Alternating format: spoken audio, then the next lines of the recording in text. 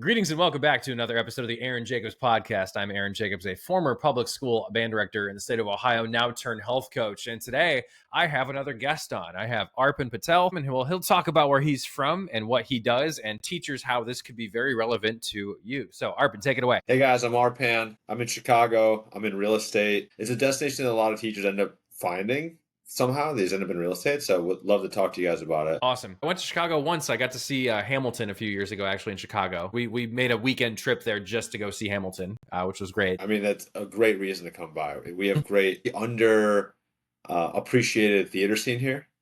And it's such a major hub, though, so of course it's going to be awesome. And I actually love O'Hare as an airport, too, having flown through there a few times. Really good, healthy food selection, actually. Really enjoy, you guys have a Frontera grill there. I'm a big Rick Bayless fan because I love Mexican cuisines.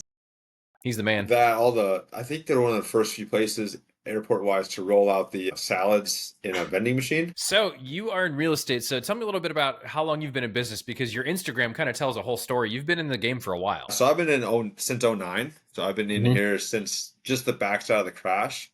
I would tell you it's a heck of a time to get in back then. A lot different than it is now, but since 2009, I've been doing my jam. Yeah, that's awesome. And so you are straight up an agent now, or are you doing some other things besides being an agent now? So I'm an investor first, right? So we buy property, we renovate them. We keep or sell. It's like 1-to-1. But more what I do now is I still do a lot of that. I have my license. I'm a general contractor, all of the things, right? Of course. But mostly that is in service of the core business, which is buying property, renovating them, dispositioning them somehow. And more than that, even I teach. Right. So I brought on 2 partners. We have staff. We have a huge community. We have I think 7 community events a month that we run. And we're going to 13 or 14 here pretty soon. So every other day there'll be something that we're doing for the community. We're just trying to teach as many people as possible and go from there. So that's awesome. Yeah. And I was so excited to talk to you because obviously as a former teacher, and we're going to get into how teachers actually can move into the real estate field. I'm definitely the guy that if I wake up on a morning and a weekend and I have my coffee, sometimes I'm just going through Zillow. I just find real estate so interesting. I will watch House Hunters in my spare time. I really enjoy just learning more about it. So this is great. So talk to me a little bit about your origin story. I found that really fascinating because you kind of got out of college and weren't sure where you were going. And then you kind of told your story through your reels on Instagram. Yeah. So I'm actually a trained engineer. I'm a biomedical and a chemical engineer. Cool. As one does. Yeah. So I graduated, like I said, during the crash, and through no fault of my own. I didn't cause the crash. I just couldn't work my field because I must have been on at least 4 on-site interviews, but I think more than that, just before I remember. And they're all like, hey, we love you. I picked up chem engineering in a year, just for my senior year for fun. That's how I did it. So that we love you. We think you're qualified. We just don't have any money. The economy is what it is. Mm-hmm. So we can't do anything with you. So I was like, okay, this is frustrating. So I came home. My best friend at the time, I grew up with him. He's like, bro, so what are you going to do? And I was like, well, listen, I don't know. What did you do? He's like, oh, I either it was 2 flips in a rental or 2 rentals in a flip. I forget which combo it was. And I was like, you? He's like, yeah. And I was like, bro, if you could do it, I could definitely do it. And he goes, you're a dick. And I go, okay, that's fine. So we go on from there. And so we partnered on the first deal. I lost 70 grand my first deal. I lost 20 grand my second deal. I scratched the third. And that took I don't even know how many years. That took probably 5 years. Right around there, about 5 years, and then I was kind of off from there, and then So that's my origin story. I would have been an engineer. I still love that stuff, and just never got an opportunity. And then life takes you where it takes you, and you just make the best of it and move forward. That's kind of what happened to me. Is I ended up falling in love with fitness and coaching it, and I just realized that I was gonna enjoy just helping people with that. And I realized there's more and more of a need for that these days. And you realize that there is just your life was taking you in a different direction and you embraced it. And so that is super, super awesome. You lost a ton of money on that first deal though. That is definitely not going to be encouraging to a lot of educators to want to get into real estate though. So, but you've experienced some of those pitfalls, right? Yeah. So I did everything kind of wrong in the beginning and I didn't really know any better. Yeah. I lost 70 grand of my 50 grand of my family money, basically in that time frame. So, on top of that, my dad looking at me like, are you crazy? What are you doing with family treasure? If you do it, please do it soberly. Don't do it the way I did it. And that's kind of why I like teaching this stuff. If I went through all this stuff, why would you have to go through that? Well, and that's how I teach fitness and nutrition. I mean, I spent the better part of my teaching career just trying to figure out what diet to do. And I like all the fad diets like you could follow. There's all those fad things that you can go for in real estate because you see the advertisements for it all the time. And I went for some of those and I was not successful over the long term. So when I finally, hit the stride and learned what to do, it feels like magic, but it's just like, no, you just stumble around until you figure out how to do it. And I just want to help people get beyond that first couple of steps to be more successful. So where do you think, and this is something that I've not gotten, like, everybody has different opinions on, since you probably have your finger on the pulse in the general real estate market, not even just the Chicago market. What do you think is going to happen in 2025 to the real estate market, some general trends? Yeah, no one's got a crystal ball. If they did, that we'd all be billionaires by now, right? Like you could think of like trying to forecast and all that kind of stuff. I think of more in the terms of like what strategies work today, and like 6 months out, maybe a year, but the year's kind of far. Like 6 months out is kind of what I think of. And so I go, let's just do that for now. And then my big thing is I'm less concerned about where the market goes. The market matters a ton. Well, all it does is it dictates strategy. Something always works. Our job really is not to figure out where the market's going. Our job is to learn as many strategies as possible. Do I know where it's going? I have no clue. It looks like they just announced rates are not cutting down this year. So there's all these things, and you hear this and you hear that, and that might be true. This going true, that might be right. But like overall, it is undeniable that some people are stacking cash. It is undeniable that other sectors of the market are running hot. That's all kind of true. But do I know when or how to time it? Not really. All I really care about is, have I learned enough techniques that when it goes down, when it goes up, do I know what to do then? That's the only thing I care about is education. That should, ring true for you guys. But like I care about how fast can you learn, and then how fast can you learn to apply it in different scenarios. That's awesome. I'm a little bit more versed in just the general investing in stock market. For me, time in the market, I'm good. But real estate, there's a whole bunch of strategies that I would be really interested to learn. So how might a teacher best navigate the real estate market, or even think about becoming a real estate agent? It depends on what your goals are. Right? If you want to leave teaching and you need the income, the one rub with teachers is you guys aren't born salesmen to a degree. Like you do have to sell your kids and get buy-in from them and administration. So there's some saying, I'm not saying there isn't. But when there's like hundreds of thousands of dollars on the line, right now we have NAR and all this kind of stuff, right? So basically what happened was everyone has to ask their own client to pay them. You can still ask the seller as the buyer and stuff like that. Most guys came in on this on-ramp that was kind of cush. Like you come in, don't do any sales, show a bunch of houses, pick up a commission that the seller's already going to give you. More or less, that's how that worked. Since this ruling, that's not the case. You still ask for it, but you have to go to your buyer and be like, yo, you're going to pay me for the things I'm going to do for you. Before it was like the seller paid me, but I rendered services to the buyer. Right now, it's like if you use services, you should pay for them. So that is a thing. And then when you're new in this industry, that can be really nerve wracking.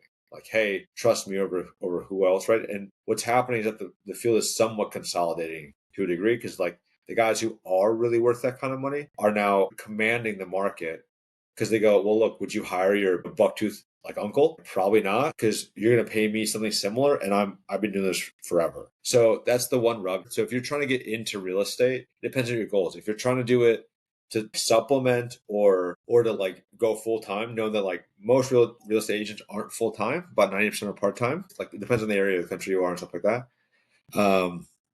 So if you think that's what's going to happen, it is a hustle. We tell everyone to have 6 months to a year's worth of expenses in the bank, and most people don't have that. So it's a rough hustle.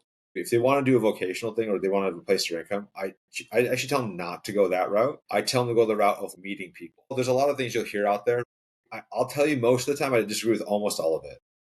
I'm just that kind of guy. So like take what I tell you with a grain of salt, right? But I think what people should be doing if they want to get into the industry and actually start replacing money, start getting their feet wet, this and that.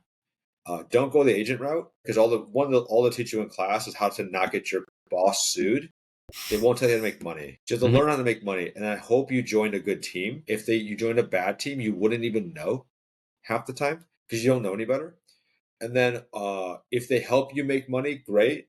But like the time it takes you to get good at this, like let's say you start taking a person out, it might take you 1 to 2 months to maybe find something for them, another month to close, and that's your first paycheck. And especially with financing nowadays, like a lot of stuff is falling through. Like it might be like legit 6 months before you get an actual paycheck of any size.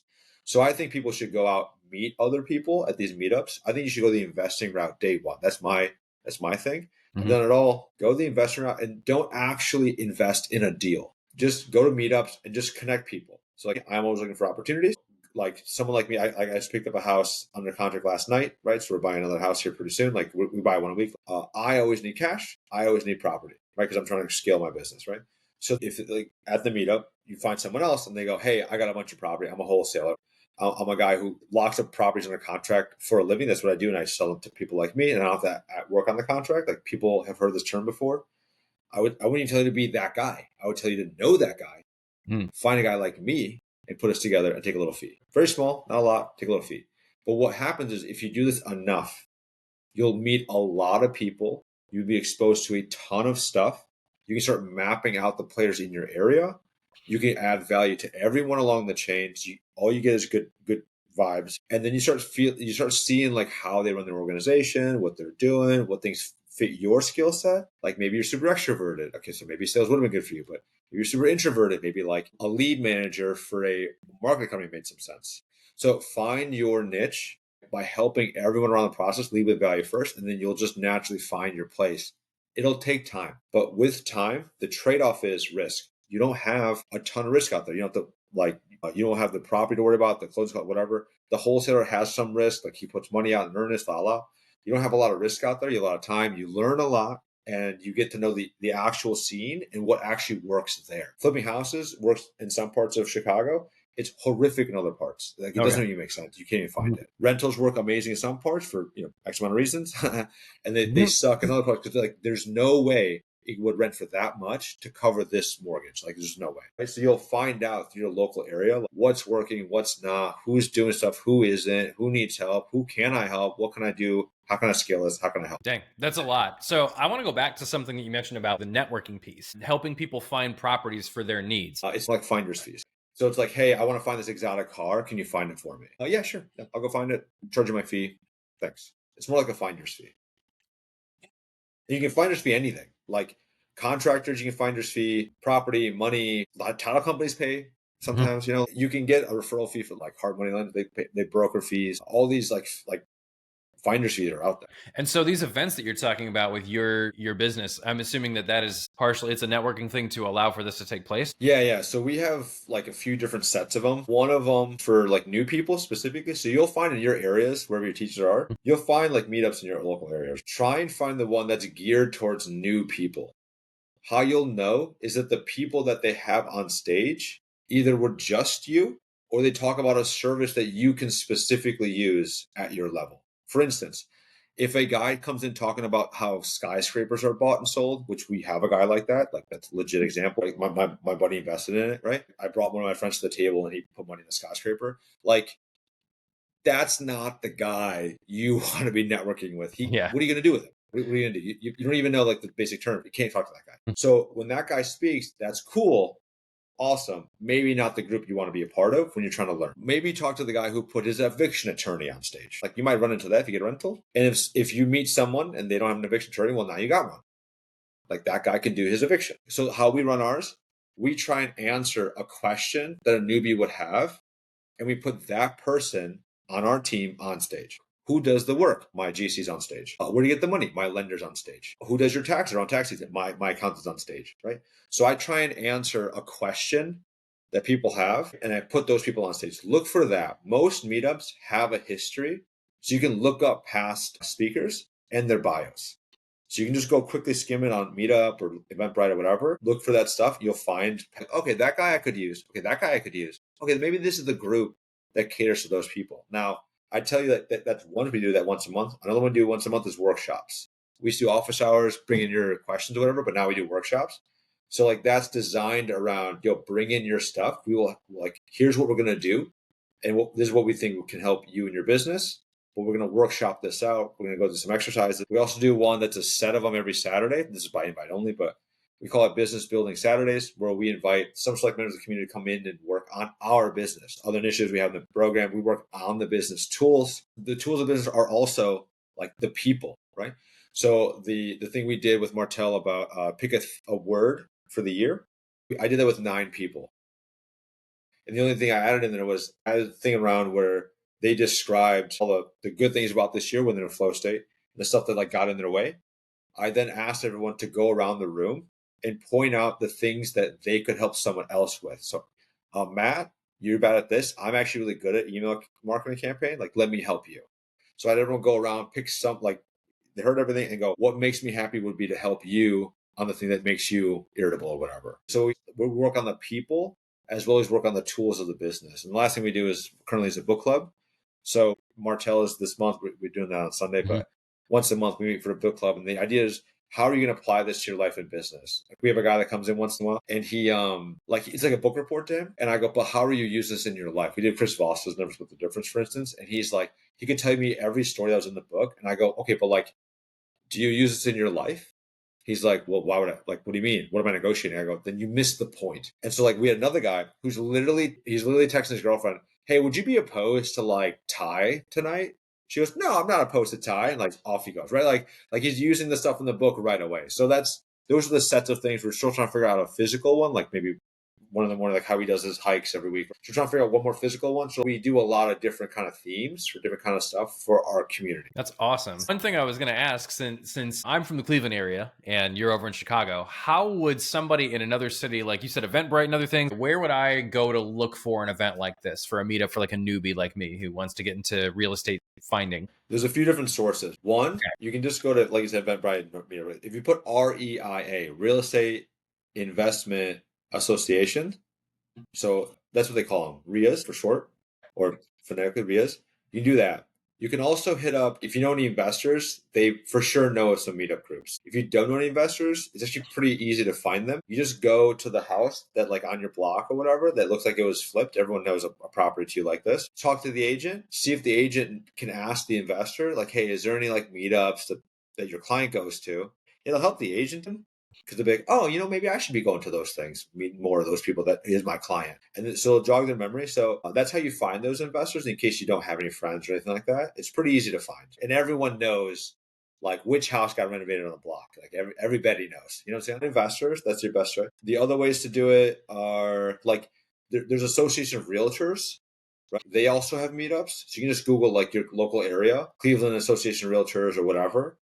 They'll have people, and a lot of times like the top performers are also investors themselves. So those are the main easiest ways to find these RIAs. Awesome. Thank you. So not that I need another outlet to geek out on, because as we say around Martell, it's the acronym FOCUS. I'm trying to do that, but real estate's always geeked me out a little bit. We've covered a lot in terms of real estate, your business, teachers and all that, but I'm more in the health and fitness space. Been doing that for about 5 years. Started to really love that and now have made that my full-time career and passion to help other people with that. So for someone like you, you've now been an entrepreneur for 15 years. How has health and fitness impacted your ability to be a successful entrepreneur? Yeah, there's no difference. So I just dropped like 30 pounds the last year and a half or so. Thanks, buddy. Yeah. So awesome. I'm trained for volleyball. I've trained for volleyball. Like I do a bunch of stuff. Like I'm going to Mexico in a week to play in the tournament. There's essentially a martial prowess when you walk in a room because you know what you had to go through to get to where you are now. So like the confidence level is literally on your body. You wear it. And not only do you wear it like physically, like the way you look, you wear it energetically. Like you wear it with your aura, whatever, like your presence. You wear it. So when I walk into a room, like even the rooms that don't host, everyone thinks I run the meeting. I run this, I run that. Because I walk in like I already dominated this place. Because that's how I walk into the gym, because I go to own my own mind. And look, I'm not a fighter. I play volleyball, but I walk in with a certain level of like not even an edge, but like a martial prowess. Like you can come after me if you'd like, but good luck to you. And that comes across in my work. People also, they'll take me seriously because I take me seriously. That was so good, because I think a lot of teachers, they don't see that. And it's been interesting to talk to some of them. Like I've even brought them into the program, and part of my call with them is like, hey, do you realize that if you transform your body and you carry yourself different, your mind changes? And I love the word aura too, because a lot of like Gen Z and Gen Alpha kids use that word. So that was actually a perfect word. But like your aura changing like that carries so much more confidence, and the teachers have to manage all the classroom discipline issues of the day. I had very few to deal with when I was a teacher. I mean, yes, kids are noisy and chaotic and whatever, and I had to deal with the usual kid stuff. But outside of that, I really had very little of that kind of back talk from kids. And it wasn't because I strong armed them, it was because I was confident as hell. And it was because of what I went through, what I put myself through to get to where I was and where I am now. So I love that. And it translates so well to business, which I'm still very new at. So connecting with you today has been awesome for someone who's been in the game for a lot longer than me. It's been so valuable. But one thing I wanted to ask you about, because we want to talk athletic endeavors, and you make it very clear on your Instagram. I play volleyball. Like, yes, I do real estate. However, I play volleyball, and you're going to a tournament. So talk to me about your passion for volleyball, how long you've been playing, where'd that come from? So I played in high school and college. So I stopped playing, and then all of a sudden, pandemic hit, and you could be outside, and I hadn't played in like a decade. And so I played at a really high level, and so I was like, I'm not doing much. I can be outside. Like, I'm not bad at this. My skill set was always like, I always call it old man game. Like, I have old man game, so I can always just kind of walk up and play. Like, I won't be the best guy, but like I'm very competent. So I walked up and I played. I was like, I missed this. I missed this. And so then I just like 1 year, and the next year I met some friends, I have a group, and like the next year, and now it's like, all right, I'm gonna try and crush everyone's soul. Like that's the bend I'm on at the moment. Like that's just how I am right now. I love they're wonderful players, and I just want to rip their will off of their body. Let's go. I love it. When I get into a workout, because my primary way that I get fit is CrossFit. So it's very I competitive. did And that. so like the worldwide kind of like competition comes up here in about a month or so, month and a half to open. So I go into that dark place too of like everyone is as the kids would say, everyone's the op. And sometimes, and especially recently, like I have gotten fitter and healthier, and there's some people that I'm now chasing against at our gym. And my competitive spirit got the best of me a couple of times. And they're like, we just want to work out and have fun. I was like, okay, fair. I will keep it in here. But like when I'm going, especially in the open, it's go time to do the best I can. It's a good healthy outlet for that because I like to be calm and very zen like with my approach to people as much as possible. And I'm pretty big about different scenarios that hit different parts of your emotionals. You need a way to be angry. You need to remember what that's like. You need to be a warrior in a garden. And once in a while you gotta be like, you know what? Enough of this. You can't just be like, I have no anger. No. You're in some way limiting yourself. It's useful to have that. Just know when to use it, know how to use it. So I think I heard a quote one time. It was like, if you laugh, you cry, and you think once per day, you've had a good day. I think it was Jimmy V actually on his speech. But you need to always be exercising all of your emotions, not all at the same time, but you need to know you have them, and that when you need them, they're there because they're just bundled actions for you. The less you test them, the worse they're going to fire later. You need them. I love that. That's awesome. So, Arpan, it's been awesome to have you on the podcast. I love that I'm making all kinds of connections, and we met through I'm going to put it out there. Like we are both part of Dan Martell's elite coaching, and getting to be around a bunch of people that are motivated and a little wild, like those of us that are venturing into the world of entrepreneurship, is definitely something that a lot of teachers I think are interested in, but also have a lot of reservations around. But for some more inspiration and information on real estate investing and the like, where can they find you? So hit me up on Instagram, Arpan Invest. In fact, I got a pickle guide that I'm getting out to people, like how to get the ways you can probably get into trouble and the ways you can like get yourself out of trouble. So super useful, I think. Just if you want that, just DM me pickles to my Instagram and I'll send it over to you right away. I will actually be DMing you pickles once we wrap up here because I'm infinitely curious. So, all right, well, thank you, Arpan, and everyone take care and be well.